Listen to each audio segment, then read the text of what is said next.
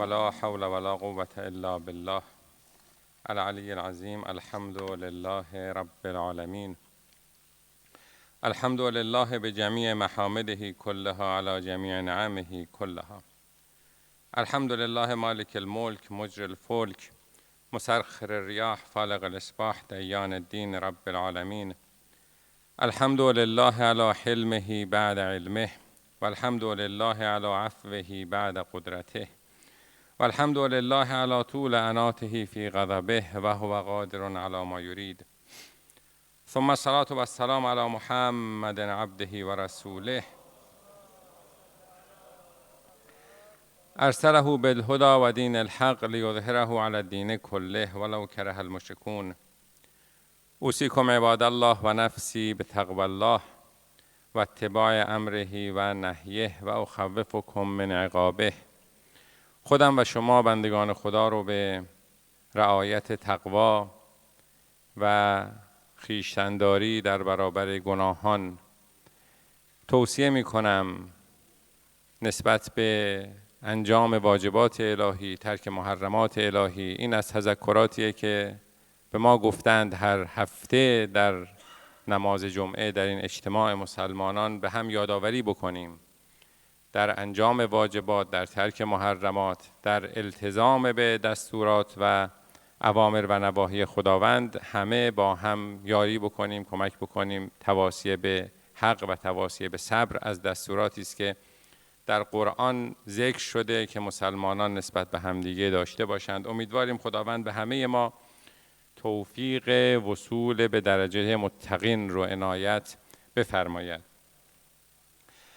هفته گذشته داشتیم مطالب قرآن رو مرور می کردیم در همون مباحثی که شناخت قرآن به عنوان آخرین نسخه شفابخشی که از جانب خداوند برای بشریت فرستاده شده، یه شناخت اجمالی نسبت به قرآن داشتیم پیدا می کردیم. رسیده بودیم به مروری بر مطالبی که در قرآن هست. اجمالاً ما یه شناختی پیدا بکنیم که در قرآن چه چیزهایی، چه مطالبی ارائه شده. چون خیلی وقتا افراد دنبال یه چیزهایی در قرآن میگردند که خب واقعاً چنین مطالبی رو قرآن بنا نیست ارائه بده. ما داریم اجمالاً مرور میکنیم که چه مطالبی در قرآن هست تا بعداً در سلسله مباحث خودمون به تفصیل وارد بعضی از این مطالب که خواستیم بشیم. فعلا یه شناخت اجمالی از کل مطالب قرآن به دست بیاریم. گفتیم که 3 سوال اصلی برای انسان از ابتدای تاریخ فکر و تاریخ اندیشه وجود داشته. یه سوال این که اصلا از کجا آمدیم، مبدأ آفرینش ما چه بود. به قول شاعر روزها فکر من این است و همه شب سخنم. همیشه فکر من رو این اشغال میکنه که چرا غافل از احوال دل خیشتنم، از کجا آمده ام. سوال اول. آمدنم بهر چه بود؟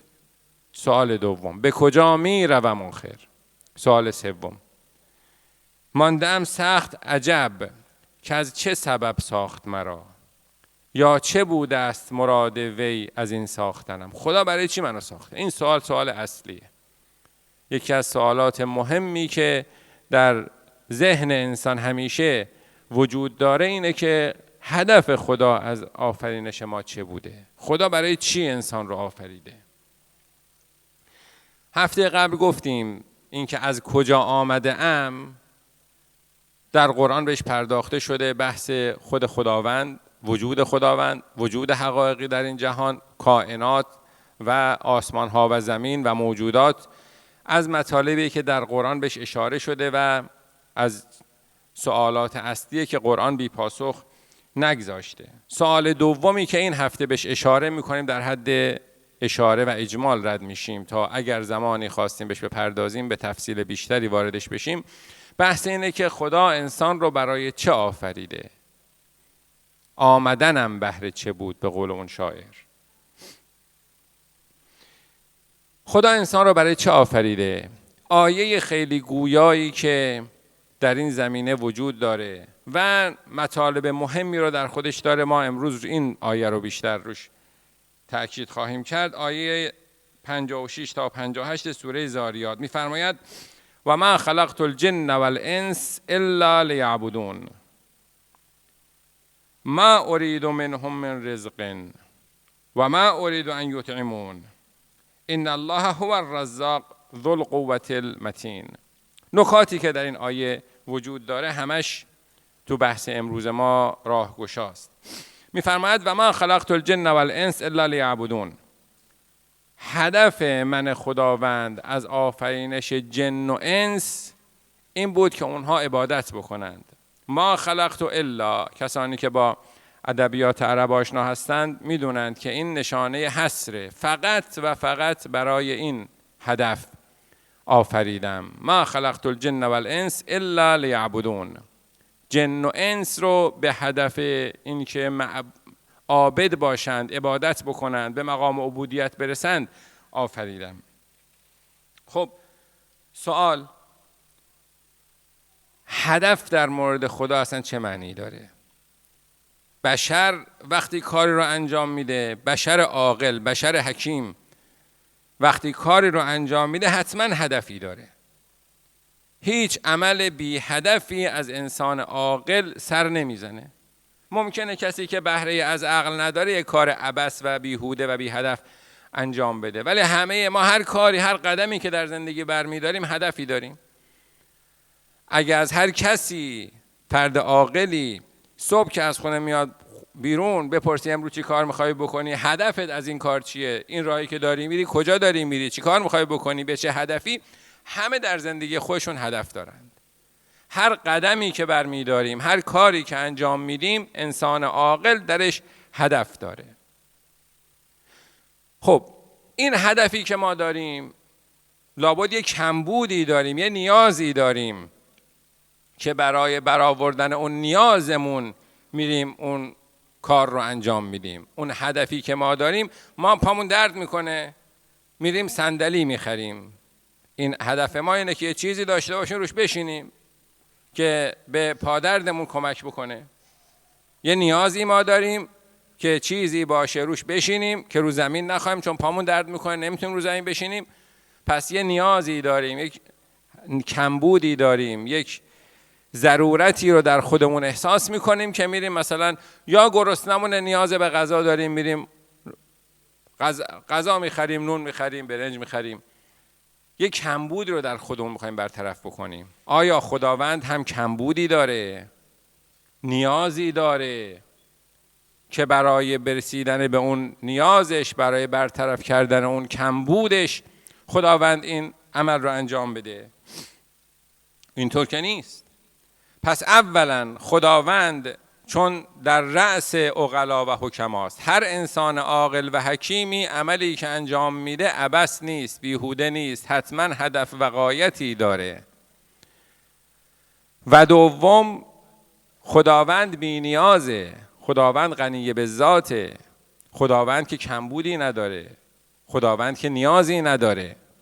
پس این دوتا نکته رو باید یاد ما باشه. حتما کارهای خدا حکیمانه و با هدفه و حتما خدا نیاز و کمبودی نداره که بخواد اون رو برآورده بکنه. پس هدف خداوند در خودش نیست، در ذات خودش نیست. باید به دنبال این هدف خداوند در بیرون از ذات خودش بگردیم. باید ببینیم خدا این خلقتی رو که میگه بی هدف نیست و عبث نیست، این عملی که خداوند انجام داده به دنبال چه هدفی در بیرون خودش بوده. باز به آیات قرآن مراجعه میکنیم. قرآن میفرماید که الذی خلق الموت والحیات لیبلوکم ایکم احسن عملا. خداوند کسی است که مرگ و زندگی را آفرید برای اینکه شما مردم رو آزمایش بکنه، شما مردم رو امتحان بکنه. لیبلوکم ایکم احسن عملا. خداوند که مرگ و زندگی رو آفرید، خداوندی که انسان رو آفرید برای این بود که انسان رو آزمایش بکنه، ببینه کدوم انسانی حسن عمل داره، کدوم انسانی نیکوکاره، کدوم انسانی بدکاره. پس یکی از اهدافی که در آیات قرآن برای خلقت انسان ذکر شده که به ذات خدا هم بر نمیگرده، چون خدا که غنی به ذاته، خدا که نیازی در خودش نداره که این هدف بخواد اون نیاز خدا رو برطرف بکنه. پس خدا انسان رو آفریده طبق این آیه برای آزمایش این که کدام انسانی دارای حسن عمل هست. باز آیه دیگری میفرماید الله الذی خلق 7 سماوات و من فی الارض مثلهن یتنزل الامر بینهن. خداوند آسمان ها و زمین رو آفرید و آنچه که در آسمان ها و زمین هست برای چی؟ لتعلموا ان الله علی کل شیء قدیر و ان الله قد احاط بكل شیء علما. برای اینکه شما بدانید علم و قدرت خدا رو شما درک کنید. این هم به عنوان یک هدف آفرینش آسمان ها و زمین و آنچه که در آسمان ها و زمین هست که خب انسان هم از اونهاست. علم انسان، آگاهی انسان نسبت به علم و قدرت الهی. لتعلموا ان الله علی کل شیء قدیر و ان الله قد احاط بكل شیء علما. این هم یه هدفی که در این آیه بیان شده برای خلقت آسمان ها و زمین و خلقت انسان. علم و آگاهی نسبت به قدرت و علم خداوند. باز در آیه دیگری میفرماید ولو شاء ربک لجعل الناس امة واحده ولا یزالون مختلفین الا من رحم ربک ولذلک خلقهم. اگر خدا میخواست همه مردم به عنوان امت واحدی قرار میداد، ولی خب هم دائما انسان ها با همدیگه در اختلاف و در تفرقه هستند، مگر کسانی که مورد رحم خداوند، رحمت خداوند قرار گرفته باشند. ولذلک خلقهم. علت خلقت رو همین رحمت خداوند ذکر میکنه.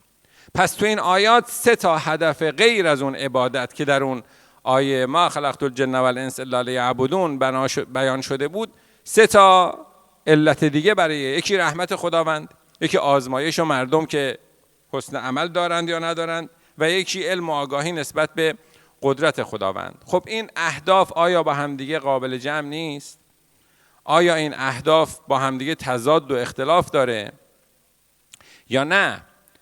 بعضی اهداف مقدماتیه، بعضی اهداف میانی متوسطه، بعضی اهداف نهاییه، بعضی نتیجه است. یعنی عملی که اتفاق افتاده و خلقت انسان که خداوند به او مبادرت کرده و او رو تحقق داده، اهداف مقدماتی داشته، اهداف میانی داشته، اهداف نهایی داشته و نتیجه نهایی که اون بحث عبودیت هست که و اون رحمت الهی هست که این نتیجه و هدف نهایی در اون آیه‌ای که بیان کردیم بهش اشاره شده.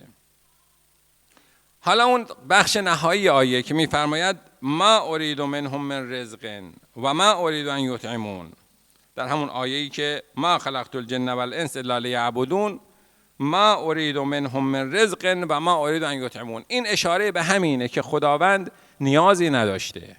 اینکه خدا انسان‌ها رو آفریده نه به خاطر اینکه خودش کمبودی داشته، نیازی داشته که انسان‌ها بیان نیاز خدا رو برطرف بکنند.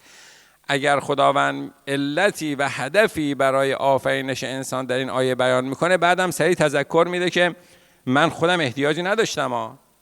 اینطور نبود که من بخوام و انسان‌ها بیان منو نیازی از منو برطرف بکنن. ما ارید منهم من رزق و ما ارید ان یطعمون. این آیه دوم که بلافاصله بعد از آیه اول در قرآن کریم ذکر شده، برای تنبه و تذکر به اینه که اگر خداوند میگه من به این هدف انسان‌ها رو آفریدم، اما خداوند نیازمند انسان نیست. خداوند کمبودی نداره که به خاطر این کمبودش بگیم انسان رو آفریده که یه نیازی از خداوند رو بخواد برطرف بکنه. بنابراین خداوند انسان رو آفریده برای عبودیت. انس و جن رو خداوند آفریده برای عبودیت. عبودیت یعنی چی؟ عبد به کسی میگن که مطیع محض معبودش باشه، یعنی بیچون و چرا به معبودش و به دستورات معبودش عمل بکنه، خضوع مطلق در برابر معبودش داشته باشه. و همین وقتی معبودی باشه که در اوج کمال هست که خدای سبحان هست، عبودیت در برابر اوست که انسان رو به کمال میرسونه و این عبودیت راه تکامل بشر هست و راه رسیدن به رحمت که در اون آیه هم و لذالک خلقهم، به خاطر رحمت الهی هست که اون نتیجه این حرکت و این مسیر انسان رو به سمت تکامل نشون میده، نهایتاً وصول به اقیانوس رحمت الهی و به این خاطر انسان رو آفریده که انسان رو این سیر بده، تکامل بده و به اون مقام عبودیت و نهایتاً به اون رحمت الهی برسه. دو تا سوال حالا اینجا مطرح میشه. یه سوال، چرا در آیه گفت و ما خلقت الجن والانس الا لیعبدون؟ چرا جن رو مقدم کرد؟ باز یه اصلی که ما در قرآن داریم اینه که هیچ چیزی در قرآن بی هدف نیست، هیچ چیزی لغو نیست. اگه واو یه جا اومده حتما علتی داشته. این تقدیم و تأخیرها، چرا اول اینو گفت بعد اینو گفت؟ همه اینها نکاتیه که مورد توجه قرار میگیره. کلام الله. اگه ما باشیم حالا یه که اول میگیم که دوم میگیم، ولی خداوند که اینطور نیست. خداوند اگر یکی رو مقدم بر دیگری میکنه حتما نکته‌ای درش بوده. خب اینجا چرا گفت و ما خلقت الجن والانس الا لیعبدون، در حالی که انس قطعاً برتر از جنه؟ چرا جن رو مقدم کرد؟ آیون میگن به خاطر اینه که اللحاظ تاریخی اینطور که قرآن گزارش میده والجان خلقناه من قبل من نار السموم، یعنی خلقت جن قبل از خلقت انسه. اینجا هم که این فراد ما خلقت الجن والانس الا لیعبدون، به این خاطره که طبق اون آیه سوره حج که والجان خلقناه من قبل من نار السموم مقدما جن آفریده شده. خب اینجا میفرماید که جن و بعد هم انس رو که من آفریدم به این هدف بود.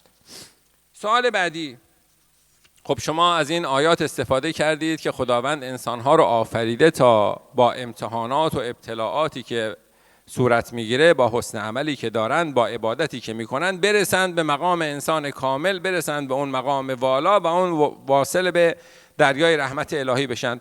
خب چرا خدا از اول انسانها رو تو همون دریای رحمت نیافرید؟ چرا انسانها رو انسان کامل نیافرید؟ چرا انسانها رو دارای اون مقام عالی نیافرید؟ چرا انسانها رو آفرید بعد گفت حالا حرکت کنید و تکامل پیدا بکنید و با عبودیت خداوند به اون اوج برسید؟ خب چرا از اول خدا انسانها رو در اون اوج نیافرید؟